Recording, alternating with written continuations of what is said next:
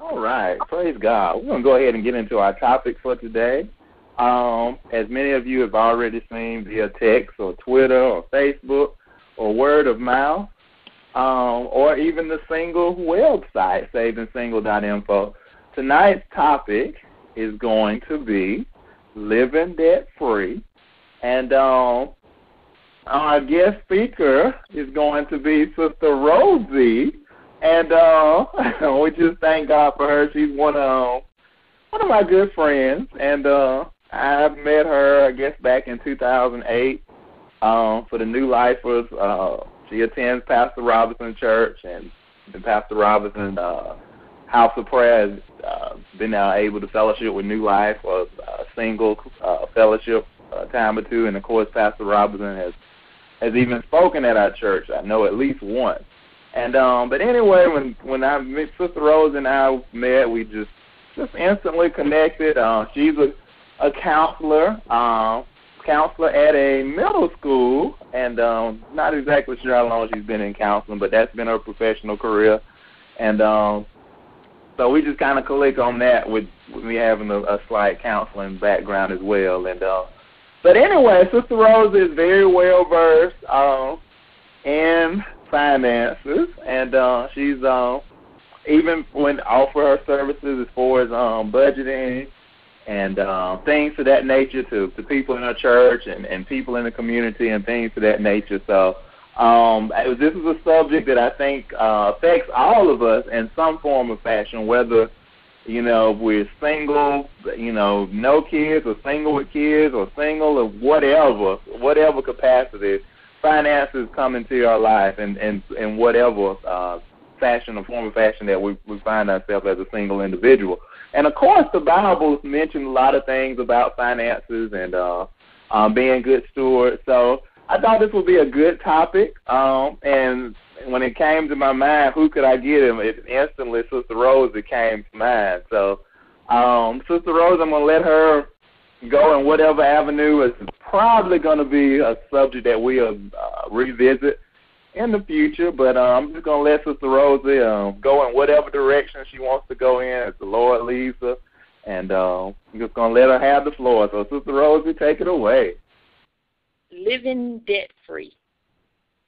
The first debt we need to take care of is our sin debt. We owe a debt we cannot pay, and Jesus paid a debt he did not owe. So if we ask the Lord to save us from our sins and we accept his perfect sacrifice, his blood for our sins, we can truly live a debt-free life. And until then, no matter how much money we save, how much money we make, we're still going to be indebted. Naturally, we need to understand that being debt-free naturally is a journey. It's not a destination. We will always have bills as long as we live on this earth. But this topic is designed to give a few tips to help us on the journey of debt-free living. Number one is keep first things first. And there's a plan called the 10-10-80. Some people may say 10-15-75. But it's called a budget. It's how to allocate the money that we have. The first 10, be a cheerful giver. Give tithes and offerings first. The next 10 is saving. Pay yourself before you pay any other man. And the last is the living expenses. When we're making our budget, we should not budget every penny that we have. We should budget 10% for tithes, 10% for savings, and 80% for living. And those numbers can be manipulated except for the first number. If you want to manipulate the first number, just add to it. Instead of 10, you may want to give 11 or 15. But the other numbers, just a budget. Awesome. Number 2, we need to understand that the wicked borrow and pay not. So number 2 is credit. Credit can help or hurt. Always practice good credit. Excellent credit is the goal. Excellent credit can get you excellent interest rate. Excellent credit can get you the lowest interest rate possible. Good credit can get good interest rate. Keep a check on credit. We should always keep a check on our credit.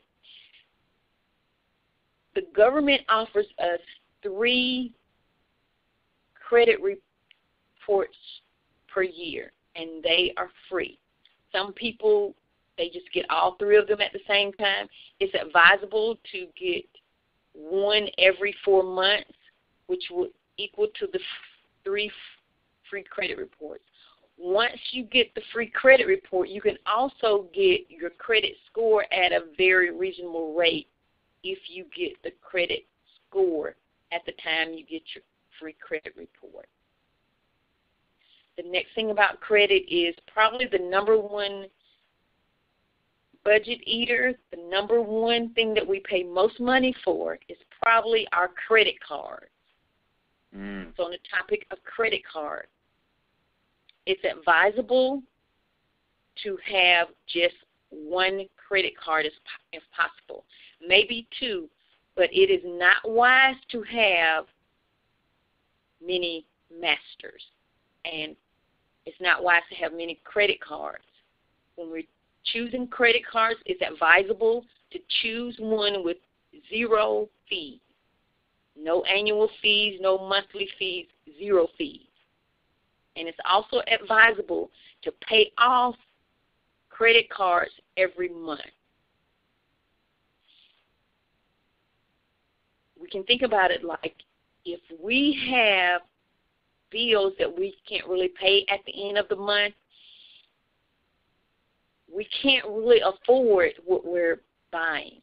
We know that a house is probably the major expense in our account, and we will always need, we will always have to pay bills, and one thing that we will have to pay is our house payment. So other than that, we probably should be able to pay off our bills, our credit card bill at the end of the month. And we know that's not always possible, but when at all possible, if you want a debt-free credit card, no fees, and pay it off at the end of the month. Number 3, be a wise spender. The fear of the Lord is the beginning of wisdom. We should be afraid to lust after things that we cannot afford. That's good. It's old-fashioned, but when we shop with cash, we cannot overspend. It's advisable to shop at sales whenever possible.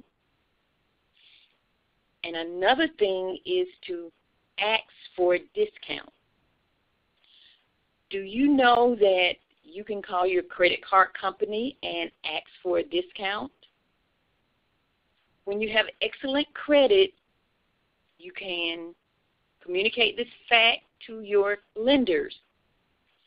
When you are a good customer, you can communicate that fact to your lenders, and you will be more than likely to get a discount when you ask. Did you know that you can get a discount at the place where you get your car service? Did you know you could get a discount? You could call your credit card company and ask for a better rate. Ask, and it shall be given. Knock, and the door shall be opened. That's true with the Lord, and sometimes it can be true with our creditors. If you must borrow, borrow at a fixed rate. Flexible sounds good, but it's advisable to borrow at a fixed rate. It fits into your budget better. And sometimes when you borrow with a balloon payment or some other type of credit other than fixed, that big payment may come at a time when you can least afford it. And if you don't know it, credit is not designed to be your friend. Credit is designed for the person that's lending you the money to make money. Number 4, in your budget, we will usually have something to do with our automobile and something to do with our housing. Once you pay for your car, keep paying for your car. Let me explain. Most Americans have a car payment. And when they finish with that car payment, even if they have a budget, they take that money and buy something else. It's advisable to keep paying for your car after it's paid. Instead of paying the credit card company or paying the company that you borrowed the money from, pay yourself. If you pay $350 per month for your car payment, keep paying that $350. It's already in your budget, and it can be called savings. And if you do that, if you keep your car and you keep paying yourself for it, keep it 5 years, the next car you get, you can get it debt-free because you've already saved the money. It's already in your budget. Number 5, we all have some type of insurance payment. We have life insurance, health insurance, and in most states, you will have car insurance. If you have heard about the vanishing deductible, it's advisable to get a high deductible. Do you know when you get a high deductible, you pay less for your car insurance?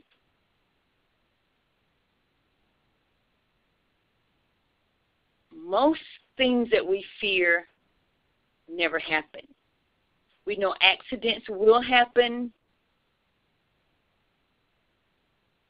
So, therefore, with the high deductible, just say you have a $500 deductible for your insurance.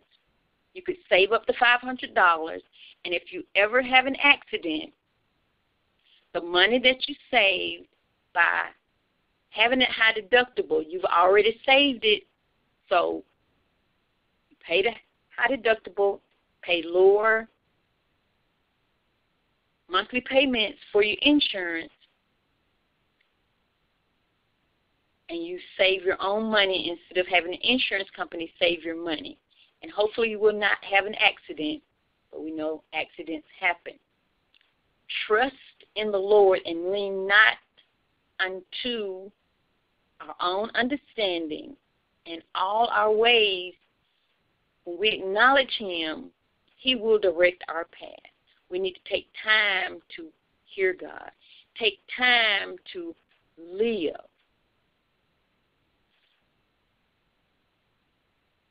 Advertisements is another thing. Do you know that advertisements, they are not your friend?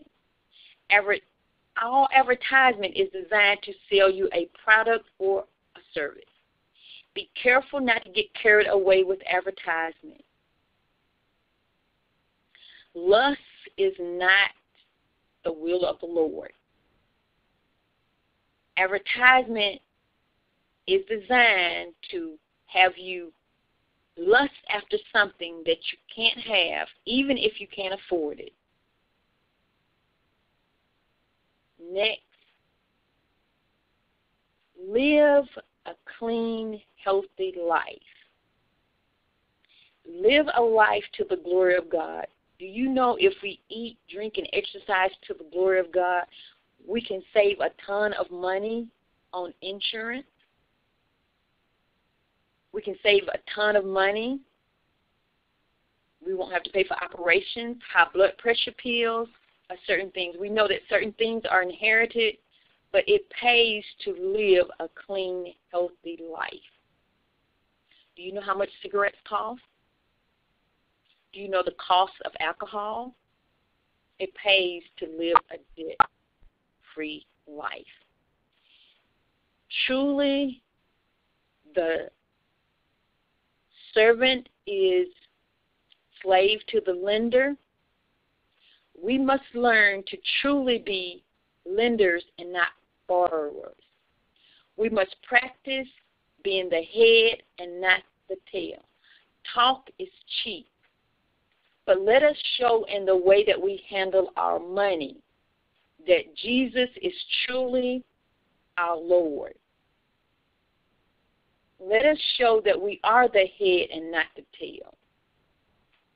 We should be able to witness to the people in the bank when they ask a reason for our hope.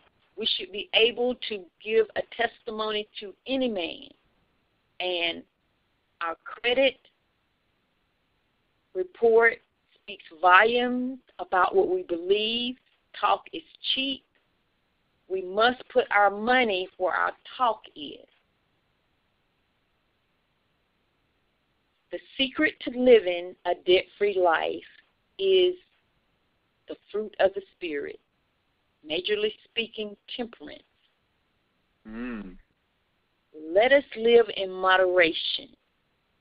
Let us make our moderation known to every man. The Lord is at hand. Let us use what we have and take care of what we have. We must learn to use what we already have to get what we want. Most of us want to be debt-free. Use a budget. We all have skills, talents, and ability. Let us use what we have to glorify God. Do you know how to cook? Do you know how much money that can save in food costs? Eating out is very expensive. Do you know how to sew? Do you know how to budget? Why not work together to pool our resources? Why not help each other? We have talents and abilities that could save us so much money and so much time. Last but not least, beloved, I wish above all things that thou mayest prosper and be in health, even as thy soul prospers. It's possible to live a debt-free life. And at this time, I would like to take questions if you have any. I basically covered a few tips on just a few things. But I will be glad to answer any questions that I'm able to.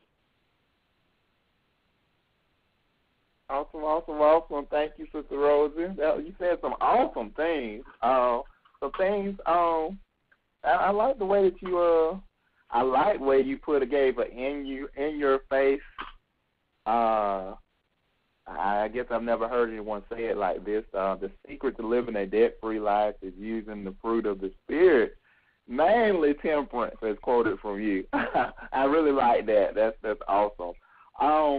As always, I'm gonna have some questions, and then of course, if anybody else have questions, they can ask as well. I guess one of the things I guess the main key for anybody that's seeking to be debt-free is kind of their, I guess as I heard one person say, their philosophy on saving or philosophy of handling money. And I guess the prevailing philosophy is probably, I just take it how it comes. Whenever something happens, I deal with it then. And, of course, we all know that's like the worst. In our minds, we know that's like the worst, the worst way to view that, because if you do that, then when something do happen, when an unforeseen event, that accident or something breaks down or, whatnot, then you got to go into what you were talking about in number 2, the credit side of things. And then, as you said, credit is not our friend. It's not designed to be our friend. And I've never heard anyone put it out there like that. I like the way you said that. And it's interesting. I was just looking at the other day. I was looking at it. I'm looking at it right now. The USDebtClock.org, and it says the average debt per U.S. citizen. Well, the U.S. national debt is like $15 trillion. So if we would divide that by all the people in the U.S., that would equate all of us to having $50,000 of debt, $50,000 and $269 worth of debt, which is like crazy. So, you know, and then when you look at the actual savings per family, according to the, you know, and this is, you know, statistically speaking, the average savings per family is like $4,960. So of course, if you got $50,000 of debt and you only got $5,000 of savings, you're still in debt by $45,000. So you know, so obviously this shouldn't be the life of a saint. We should, again, as the scriptures that you illuminated and highlighted or whatnot, you know, that the servant is indeed you know, a slave to the lender. So, and as saints, we want to be free. And I love how you started talking about being free from sin and how God came to save our debts or whatnot. So the key thing is obviously budgeting. That's what I hear not only from what you said, but everybody says budgeting. Now, what would you offer, or would you even suggest? You know, the first thing you said is tithes. 10% goes to tithes. The other 10% goes to savings, so you're paying yourself. And then the other 80% is for living expenses. Now, do you recommend that someone should get, like, budget that 80%, or should they just kind of go from that and just keep their tithes, and as long as they have their tithes and their savings, they should be okay just kind of doing everything else out of the 80, or would you recommend they should budget that 80 as well, like divide it up? Yes, and the 80, and like I said, the 80 is flexible, but no more than 80%, because if you have everything, you know, if you have every penny spent before you get it, there would be no way that you could save. And some people, when they lose their job, they commit suicide. When they lose their job, they get depressed because they have not saved. If a person saves 10%, even 5%, if they save 10%, at the end of the year, it's like they have saved a whole check, or they have saved 100% of their check. So if you do that over a period of time, when you lose your job, then you won't panic when you lose your job, because it's advisable to have maybe 6 months of income saved up. So you will have, at least 3 months. So you have some time to look for a job if you lose your job, because we never know what will happen. Yeah, which is awesome, because actually I was speaking with some high schoolers. I guess it was Tuesday. And we was, talking about the benefits of going to college. And Alabama, since, I'm based out of Alabama, and a lot of people that's on the call is based out of Alabama, the minimum wage for Alabama is actually $7.25. And so $7.25, if you work a 40-hour job, that equates to $290 a week. And you work that 52 weeks out of a year, that comes out to be like $15,080, which, of course, is not a whole lot. But as you said, if they was to say 10% of that, and, of course, we're not calculating tax in that, that person, after a year, they would have $1,500, which was a nice little chunk to be looking at. So, out of 1 year. So for us that's making more than that, then, that's a nice little cushion. So if you did lose your job, that actually equates to a little bit more than a month's salary. So that's, a very wise move, very, very wise move, by saving and paying yourself first, as many people say when you save. Food. Now, you said something about food. I think probably, one of my personal issues or an area I could definitely improve in is the area of food. And since most of us are, well, obviously it's a singles call, so all of us are single, but some of us are single and solo. So like myself, I live on my own, and there's no kids or nobody else that I'm taking care of or whatnot. So I often debate and wonder how much, and this probably is an off-the-wall question, but I'm going to see what you're going to say, what answer you're going to give me. How much would you think a single person should spend per month on food? This is, I guess there's no right or wrong answer, but what would you say is a good range that a single person, adult, would spend on food? And like you said, no right or wrong answer, because you have housing, fuel, electricity, water, telephone bill, taxes, tags, insurance. So before you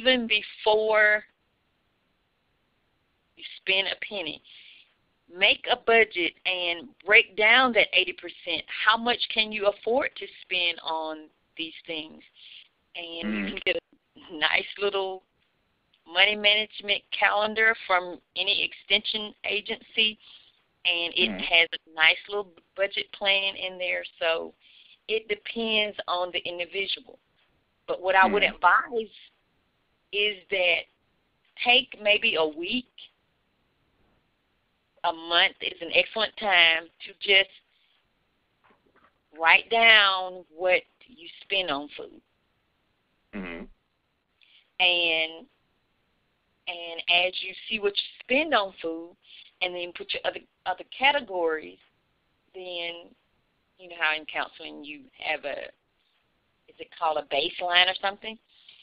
Okay. Then you say, okay, I eat out, X amount of times.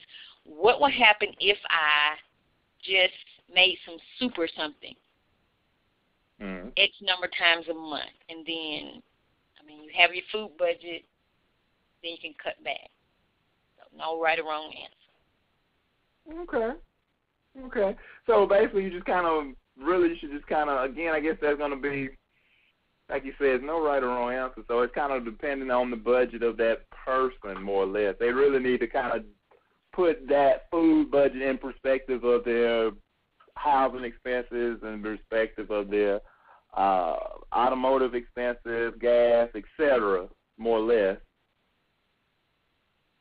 More or less, and if you look at certain budget plans, they will have, a suggested amount for, food and so forth. Okay. Awesome. Now, this is something that you and I kind of talked about a little bit earlier today. Student loan debt, how would that versus credit card versus a mortgage or rent or versus a car loan? It seems like in my mind, and as I told you, I have no experience with this, so I'm just kind of asking for those who may be in this situation. It seems like student loans tend to be kind of in its own little area when it comes to, I guess maybe payback or and then and I could be wrong, I don't know if you have an answer, that sometimes it's not factored in the credit report of a student per se as much. I do know that if you file for bankruptcy, the student loan still stays with you. So it just seems like it's kind of its own little thing. So do you have any special, I guess, suggestions for anyone who may be using a student loan or paying back a student loan? Is there anything special that they should do with those, or should they just more or less kind of lump that along with all their other debts together and just kind of focus, budget, and just, handle it as accordingly?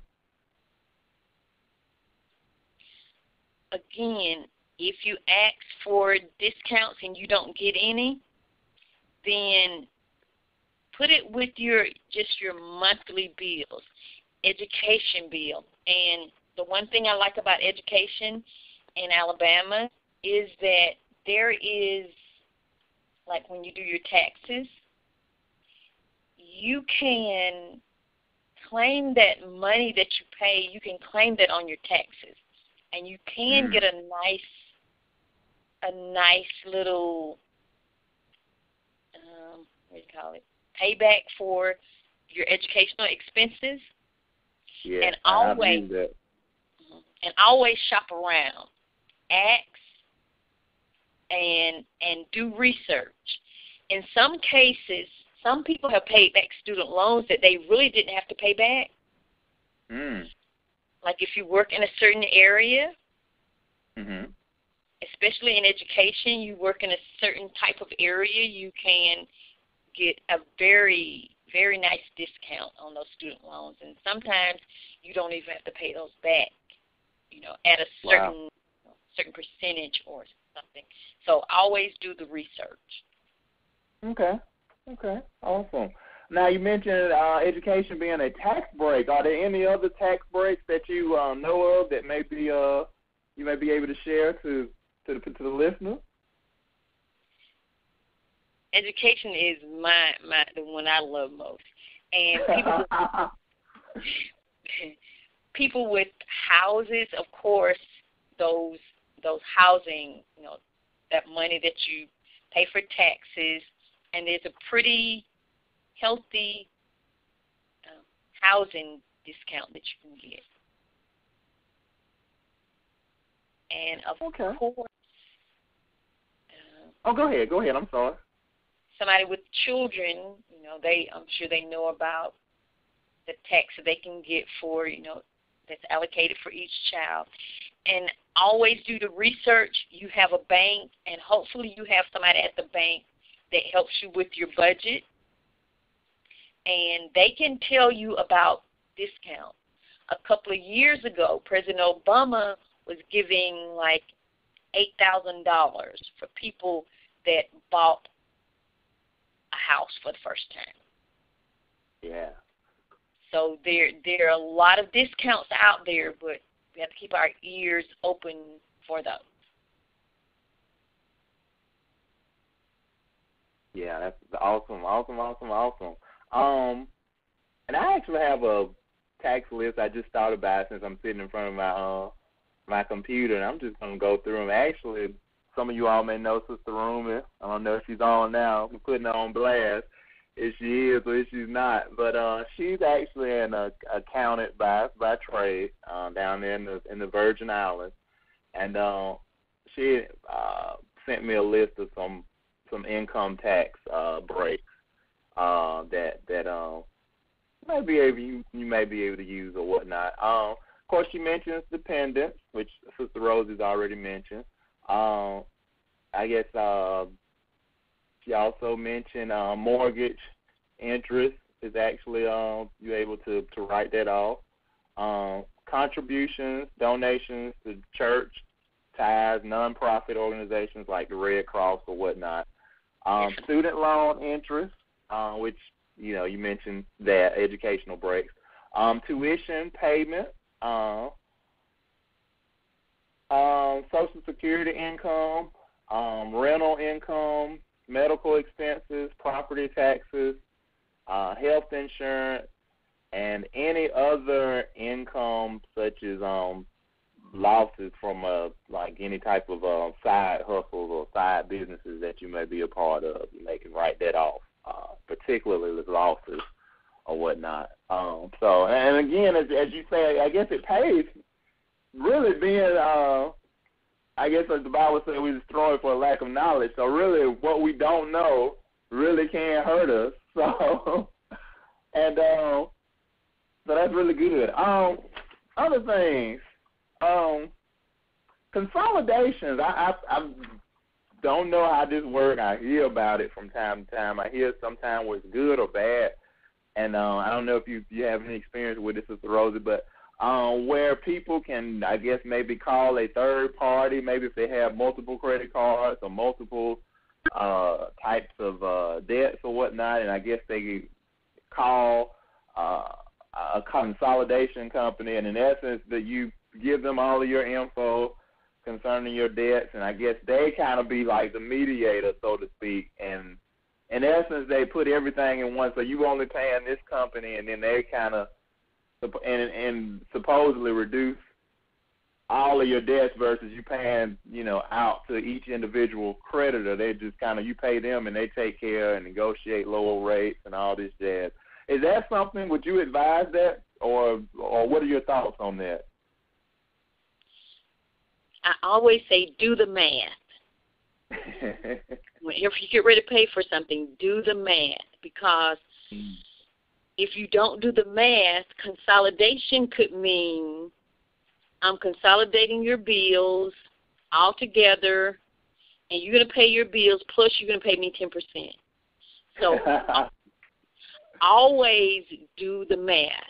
And you can hire somebody to do some things for you, or you can use the resources that you already have. Again, if you already have an accountant, you're paying an accountant. Ask questions. Use the accountant. If you have a bank, usually they have some type of financial advisor. Use the bank. Always have good credit. Excellent credit is preferred. And if you have excellent credit, you may be able to go to your lending institution and borrow the money and pay it back, pay all of your creditors at a better rate. So always do the math. Very good. Very good. Okay, let's open up. I got a few more, but I'm gonna save them. I don't want to take all the questions from any listeners right now. And I did mute all the lines except for Sister Rosie's line and myself. So if you have a question, you will need to press *6 to unmute your phone and be able to ask your question so that it may be heard. So if there's anyone who has a question that you want to ask Sister Rosie, do *6 and you may ask now. I have a question. I have a comment before my question, though. On the thing of the consolidation, I consolidated because I had two students. Well, in the summer for my school that I went to, you can only use loans at that time. So I had two, and I consolidated them, and because of that, I had a lower interest rate, and they sliced some things off, but my bank did that. So your bank can also do that. And another thing about the consolidation that I've learned is that if you have say you had a credit card debt or whatever, and I learned this through another medium, never consolidate your student loans with a credit card, because student loans have drastically low interest rates besides any other loan. And so when you do that, you do yourself a disservice by consolidating those two together. So that's just my thing with that.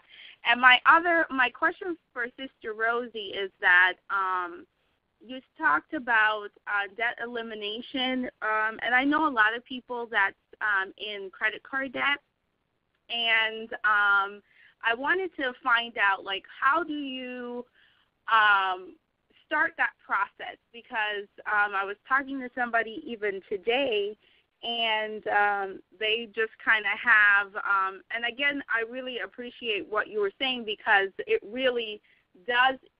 When you swipe a card, you think, okay, I'll pay it back, or something happens, and then here you are owing this person, and now this person is not able to do as much as they would like to do.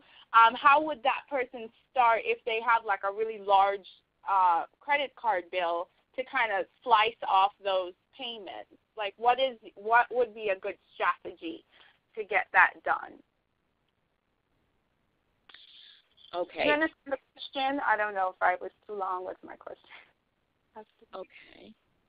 Again, with those credit cards, that's one of the major debts a lot of people have. Yeah. Shop around. You mentioned that your bank helped you with consolidation. Yes. The person should use what they already have. If they have a bank, a credit union, or some financial institution. Yes.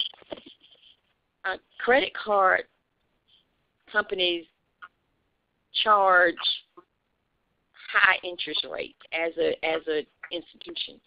So maybe that person could get a loan from their bank to pay off the credit card, and whichever one has the cheapest interest rate, they should probably go with that company, because credit card companies love it when you pay the minimum payment for the rest of your life and you still have that debt. So if they have several credit cards, that's a different animal. But if they just have this one big credit card debt, I would always start by going to my lending institution, which is usually a bank or a credit union.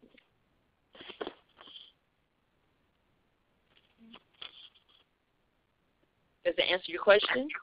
Yes. Oh, that sounds good. And I have one more, if that's okay. You were talking about the budgeting, and I've seen those budget lists, and I somewhat started to use one. I still have to tweak it, but to kind of create my own sort of budget. But I noticed that they have a miscellaneous portion as well. Whereas, like Brother Robbie was saying, if you have to. I found, and I've heard people talk about it, like, when you're creating a budget, don't make it so stringent. Like, if you would like to treat yourself every now and again to, like, maybe something like your friends are going out, or something is happening where you may need to do something with an outing or something like that, that will be in the miscellaneous category. But it also has like a percentage. How much percentage should you put for miscellaneous? Like anything that's not in the regular budget, And I noticed that they had a food category for, say, you have a household, you got to feed your family. But would the eating out be in the miscellaneous category, or is that also in food? Okay. And basically, it's going to depend on, a budget is just a written plan that you make.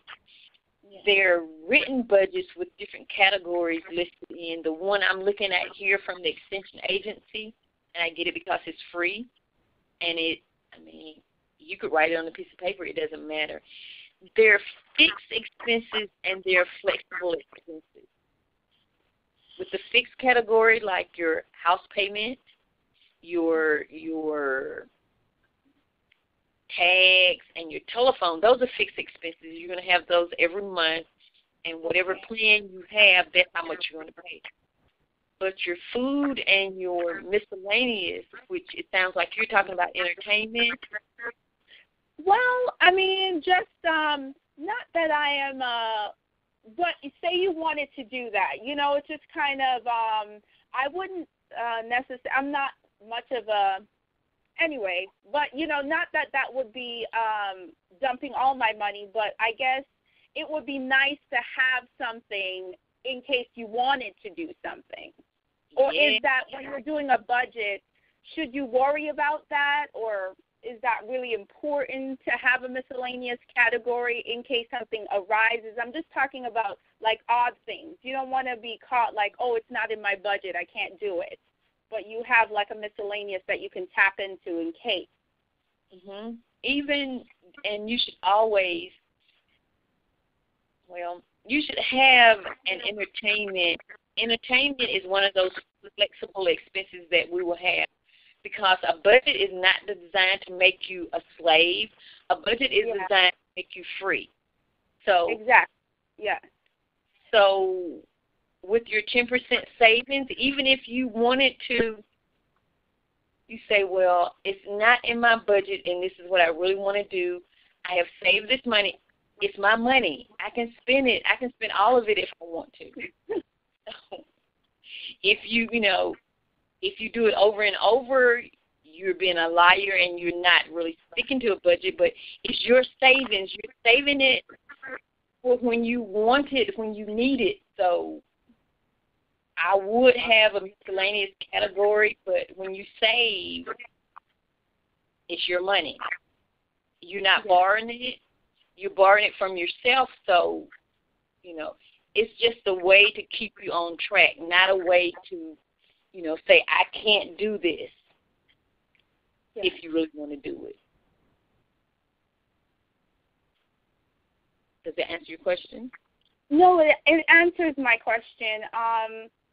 And I'm not sure. Sometimes I have a problem just really asking the question I want to ask. But I guess I've heard it different ways where people they would say, like, there's a certain time to touch your savings, like, when to do certain things. But I agree with you, it shouldn't be taxing.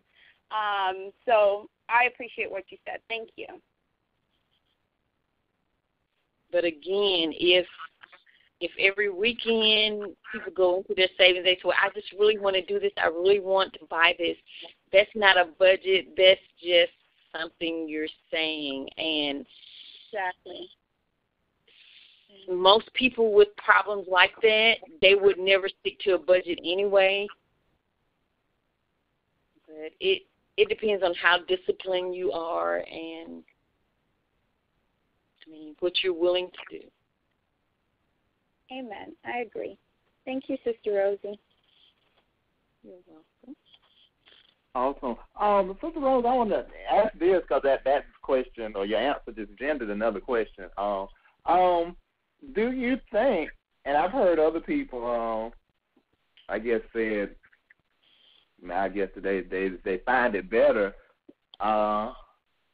to have a partner or somebody to be accountable to, especially singles, because usually when and this is not always true, but sometimes in the successful marriages where finances are okay or decent or good or superb, usually one of them, whether it's the male or the female, one of them is got a head for finances, right? If not both of them, but at least one of them. So that way the one that is kind of a little weak in the area of budgeting or finances or whatnot, at least their spouse can kind of strengthen them, or they have an accountability partner.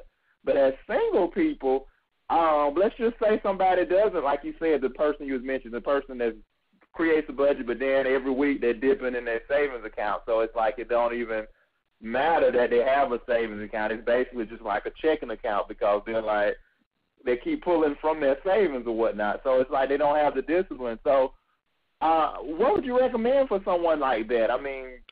Would they, would we say, okay, they need to pray for that, pray for strength, or should they get an accountability partner, or what would you recommend?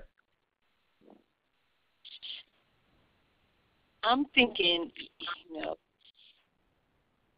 most saved people have a pastor, or maybe they have a financial advisor at their church. Have somebody that can help you, even when it comes to having a job. You can have you can have a certain amount directly deposited to your savings. And if the person has a real problem with saving, they could put it in a savings account where they can't really get it. Whatever works, because people have different talents, and some people just have a talent for spending every penny they get. And they would need some type of accountability, because if not, they would never get out of debt. Yeah. With an accountability partner, pastor or their parents, or they may have somebody in their family that can help them out, but definitely get some help. Okay. Yeah, and I guess like the Bible say, two is better than one. And I mean, obviously I guess a lot of times, I guess for me, I'm thinking of a lot of times in a marital sense, but that's also in, even as you and I was talking earlier, the David and Jonathan thing, as Proverbs say, iron sharpeneth iron. So if, you're dull in the area, then partner with someone who is sharper in that area than you. So that way, by being around them, it's like they're sharpening you. And I guess I thought of this quote that I picked up from some broadcast I was listening to, and it says, discipline weighs ounces, but regret weighs pounds.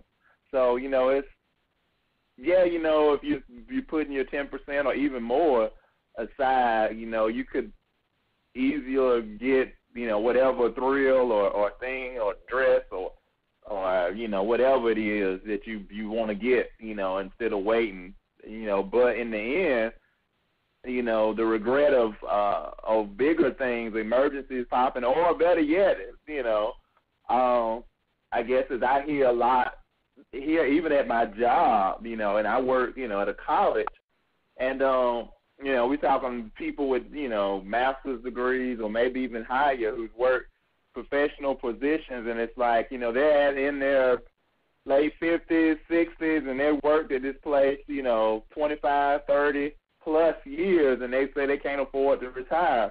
And, we're talking people that's making, $60,000, $70,000, and it's like, what did you do with your money type thing, So it's like that's kind of a regret. That would be the pounds of regret. So it's better to discipline yourself, and then, I guess as Dave Ramsey says, if you live like no one lives now, meaning like saving your money and not just like spending everything you get, then you can live like others can't live at a later time, meaning, you'll be better off financially, et cetera. So, now you mentioned extension agency. What did you mean by that? What is this extension agency or extension agencies? Can you share maybe some resources, this extension agency, and maybe even some other resources that people can go to? The extension agency they have them in different counties. When you think of 4-H, do you know what that is? Yes. Okay. The 4-H center is like an extension agency, and they offer community services. I can't really think of too many things that you couldn't get information from the extension agency. Anything from money management to babysitting to how to ride a horse or something. And you can think about it has just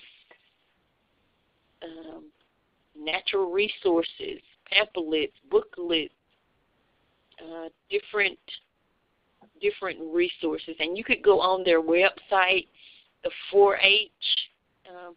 4-H has, from A to Z. Another agency, of course, your bank has some things to offer. Your insurance company, your credit union, even churches have some things that you probably wouldn't think about. Hospitals have things that you probably would not think about. Also, some people have just ministries, financial ministries. You mentioned one that's very familiar. Also, the Crown Financial Ministry. I don't know. I don't have the update on it, but if you type in Crown Ministries, you should be able to get something. Also, there's a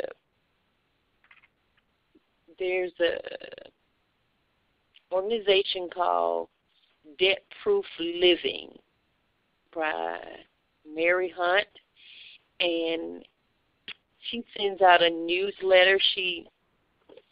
She's a woman that went bankrupt, or she had so much debt until she just couldn't do anything but learn how to manage it or just go bankrupt. So she learned how to manage money, and she has a website called Debt Proof Living, and she has a variety of resources. As a matter of fact, you can get a free daily email about budgeting. And there's several, tons of stuff that's available. Awesome. So, yeah, I want to say that's crown.org actually will give you to Crown Financial Ministries. And then, of course, DaveRamsey.com or DaveRamsey.org. And then you said DebtProofLiving.com, you said? Yes, it used to be called Cheapskate Monthly or something in the early days. Okay. Awesome. Yeah, now I saw that all of those are Christian. I know there's one that Sister Francine is still on. There's one that she's mentioned, the Susie, I can't think of her last name, kind of a unique last name. I don't know if she's still on here. Maybe you've heard of it. Yeah, it's the Susie Orman, and I was actually thinking about it. She's a financial advisor too, and she has a book and a CD or different things. And the book has really good user-friendly things. It's called The Money Book for the Young, Fabulous, and Broke, and it really tells people how to really get out of debt and proper money management. So, and she went from being broke to actually now teaching people how to do the same thing. So, yeah. Okay. Awesome. Any other questions? I have a question and a comment. Can you hear me? Yeah, we do hear you. Go ahead. Okay, Sister Gina.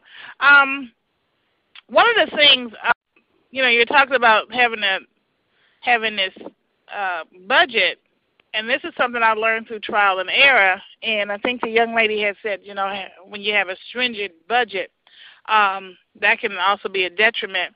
But I learned that when the budget is too tight, it's like being on a diet. And when you see that piece of cake, you can't have one slice, you got to have the whole thing. And when the budget is too tight and you don't have time for entertainment in that budget, then when you see something, you're going to go, oh, I just got to have it, and then you mess up your budget. But then, don't beat yourself up. Just go back and find out what you did wrong and make it better next month. Another thing I've learned about trying to do this, because I had to pray about it, finding out what was the psychological problems I was having with money. Because I would get out of debt and go back in debt. Get out of debt and go back in debt. So I said, look, finally I just got enough sense to say, okay, Lord, what is the psychological merry-go-round that I'm on that I feel that I have to have? And so God blessed me with the wisdom to know what's going on with that.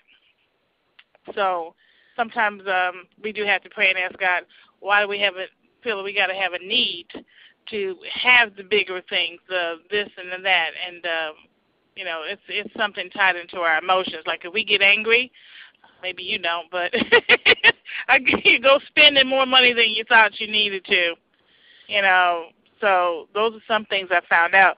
But another thing I wanted to ask the question is, what do you feel about refinancing houses?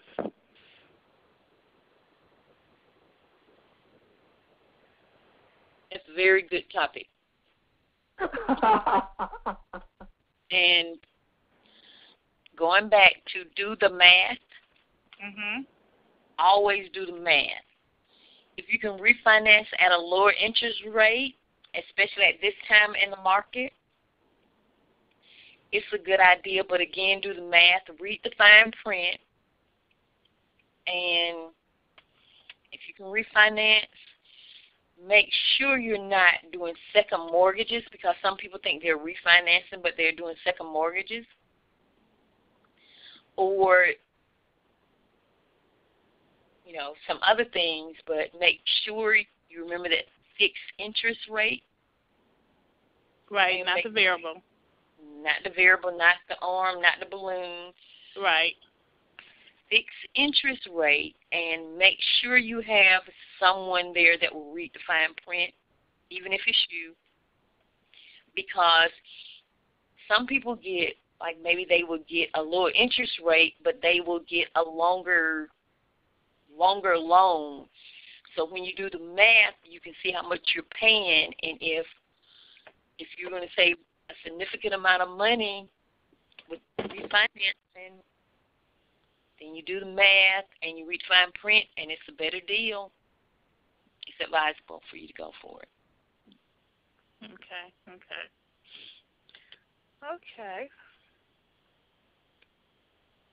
That's all I had. Okay. That's an interesting point you mentioned, Dr. Gina, about the psychological effect, because I think that's kind of like with my problem. And, kind of like I hear this with people that deal with the diet thing. Of course, anybody that knows me knows, weight is not an issue for me, maybe being underweight.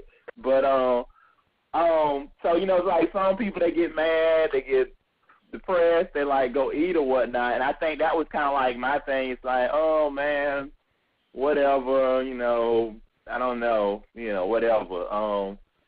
Somebody, all these, I just saw a bunch of classmates, all of them are married and they got children, and I'm like lonely. Let me go buy a new toy to make me feel better or something like that I really, didn't need, or whatever the case, or wasn't in the budget or wasn't in the plan. So it's like, okay, it's kind of like, almost like you got to take responsibility, I guess. So that was a very good point about the psychological effect of budgeting, I guess, so to speak. So that was very good.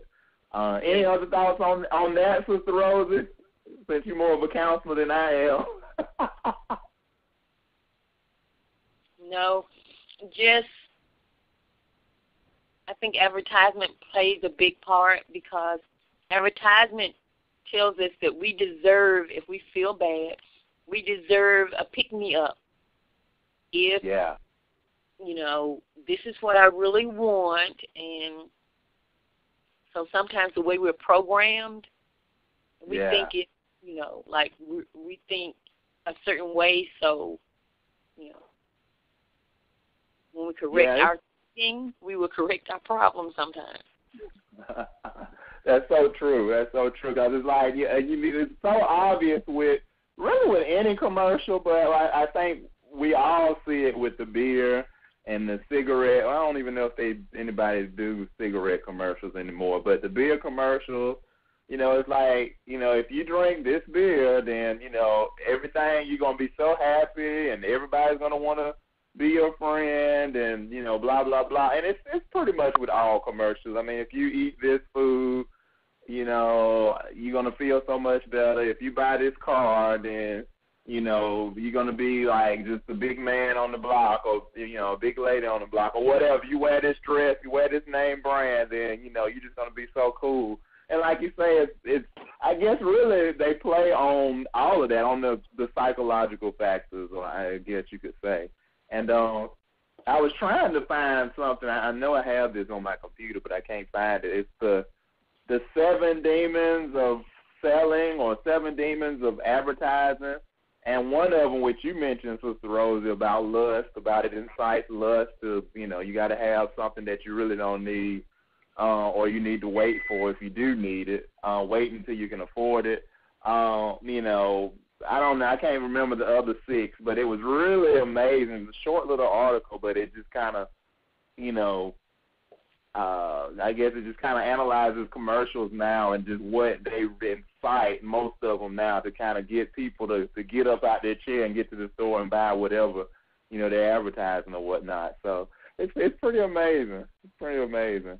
Well, I appreciate Let me say this, that 4-letter word that she said, I never looked at it like that, and we don't teach it that way, but it is lust. It is lust. Yeah. That's amazing. I just never, you're right. You never think about it. It's like, it's like we think of it as like a talent, I guess, and she said that too. Some people have a talent for spending money. It's like, okay, this person is good with money, this person is not good with it, but you don't really put the one that's good necessarily better than the one that's not good. We don't classify it as a sin almost, which, the Bible has a lot of things that talks about money. You think about even the talents, the parables of the talents where, God or the master or Jesus is giving the parable. He gives 1 5, he gives 1 2, and he gives 1 1. Well, talent, we think of talent as somebody who can sing, they can write, they can play an instrument or whatever, like something that they can really turn to a vocation. But then that point in time, the talent was money. This was the amount of money. So basically the one with the 5 and the 2, they saved it, they worked it, they invested, etc. So they double it, as we all know. And then, of course, the other one, the one with the 1, just hit it in the ground. And, of course, we all know the story. The master was displeased. He said he should have put it at least in the bank so he could have got some interest on it. So, there's a lot of little things that kind of depend on money. And it's not that, we're just, we're trying to whatever. It's not get. But, God wants us to be wise with our resources, with our lives. Of course, I think most churches focus on that. We need to be wise with our life. We need to live for Christ all the time because we never know when it's going to end. It's the same with money. We should be wise with our money because, we're in an economy where it's evident if we're working on a job or even if we have our own business, things can, whole industries can just disappear and vanish thanks to, living in the information age. So you just never know. So we just have to be wise with what we have or whatnot. Sister Rose, investing, and then I'm going to probably hush. Do you have any, I know we focus mostly on budgeting and saving and just kind of having our financial house in order or whatnot, and being prepared for any unseen dangers or whatnot that come. Any tips on investing or any information you want to share on investing? The tip that comes to mind is understand investing before you invest. Don't invest in a product you don't understand. If you don't know anything about the stock market, find somebody that knows about it to manage your stock. Don't just say, well, I want to play the stock market, and I don't know what I'm doing, but I'm just going to do it. And if you do small investments, if you want to play around with something, but the key is know your investment. Yeah, and probably even to add to that, I guess you never want to invest no more than what you can afford to lose. Since most investments are not guaranteed as far as especially when you're going into stock or that type thing or any type business. You was talking about that.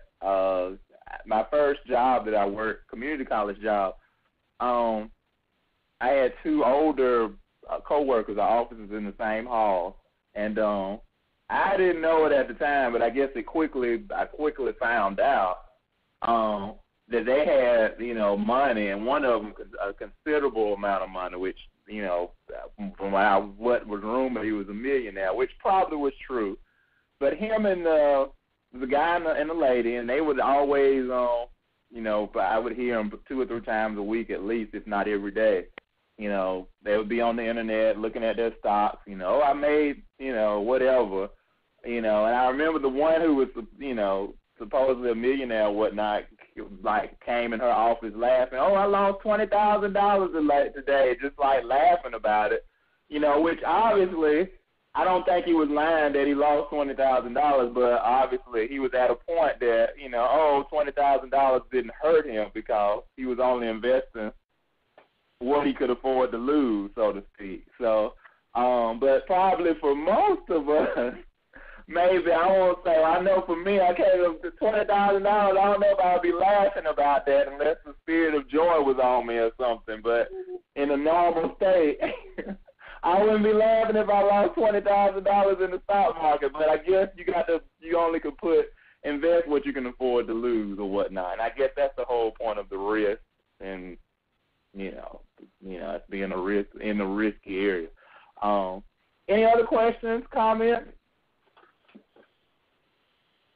But I did hear if you have a matching fund on your job, and some people do, that that's something good to invest in. Like they will match. You put 10 in, they put 10 in.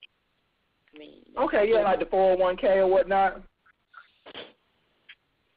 which we don't get in education, of course. But yes, that is good. My first job my first real job from college, from undergrad, it was a computer company and cable company, which is, of course, stable at this point in time and then and now. But they had the 401k, and so, yeah, that was kind of like, for us that works with the state and those that work with in education, we kind of have our retirement is kind of, it's not based off the stock market as much as it is in the private sector. So 401k, if you put so much money in, then they would match a percentage of whatever you put. So basically that was like free money. So, if you put in $1, and they match 5%, then that's like you was getting an extra nickel or whatnot. Or some companies may even be higher or lower depending on what's going on. So it's like if you didn't invest any money, then you wasn't getting that extra 5 or 10 or whatever they're adding. So yeah, if you have any type of 401k or anything, any type of retirement plan that your job offers, you should want to take advantage of that, because if they're matching, that's basically free money you're missing out on if you're not taking advantage of it. Sister Rosie, I agree, and I was listening to a CD from the Susie Orman lady I was talking about earlier, and she was saying the same thing, in that it's advisable to get a 401k if you're in the for-profit sector, and if you're in the nonprofit, it's 403b. And only if your company is matching it. But she says that if your company isn't matching it, you should try to go for something called an IRA, because it pays a little bit more back to you retirement-wise. Because I don't know, what's your thoughts on that? Okay. Hello? With the IRAs, I'm not really educated in that area. But I do know that a Roth IRA, if you had the choice to get just an IRA and a Roth IRA, the Roth IRA offers it. And again, do the research. Know the difference between the two types of IRAs, and choose the type that's going to give you the better benefit. And with the Roth IRAs, where they suggest that you invest as much as you can afford in a given year, and between traditional and Roth, go for the Roth, but again, do your own research. No matter how basic it is, you should know something about what you're investing in. Don't, wisdom tells us that we should have knowledge and understanding of what we are doing. Absolutely.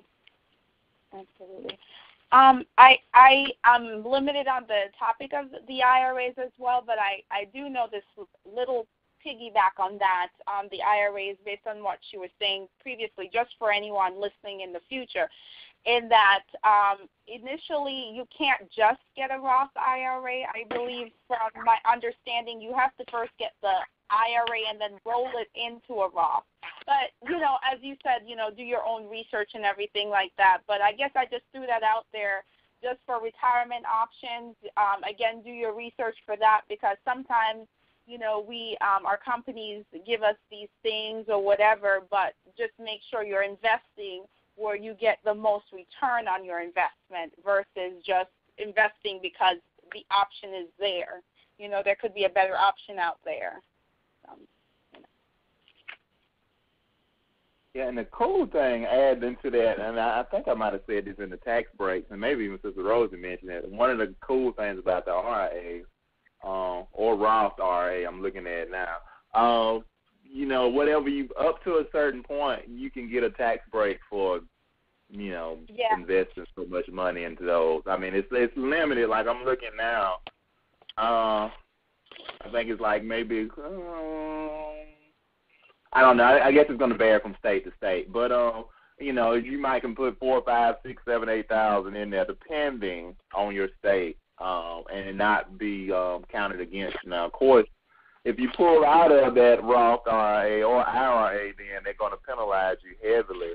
But one thing I guess that with probably Sister Rosie and myself, I've been researching a lot of retirement stuff lately, and of course, traditionally I got a long ways before retirement. If I'm going the route of education or any job at this point, but I know with Sister Rosie being in education all her life, and even with me, now that I've been in education for the last 10 years, we have our own little thing going on already. As long as we stay in the state of Alabama, we'll be pretty good. I mean, we're contributing already a lot, automatically. I don't even know if they give us an option with that,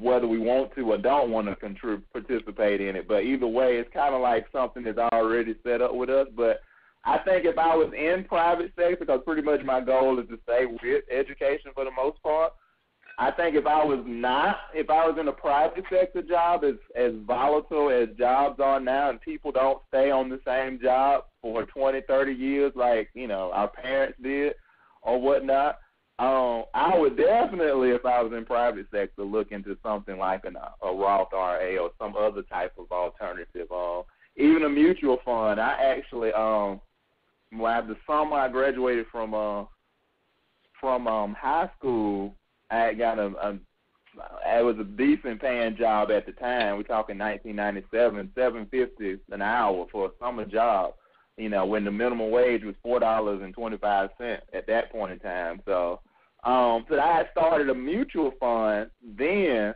So now I've had it, since 97 up until now. So that's kind of like cool. And even though, of course, the stock market was a whole lot better in 97 than it is, it went through a lot of, sellings and whatnot since then. But, I guess it doesn't hurt to have multiple things. And I've heard somebody say, I think there's a book out there that's called Multiple Streams of Income.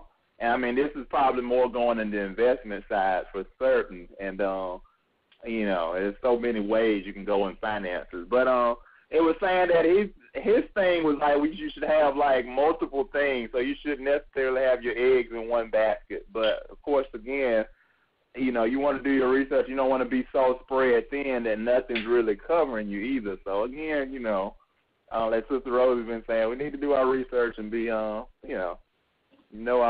all we can about what we're putting our money into. So, any other questions or comments?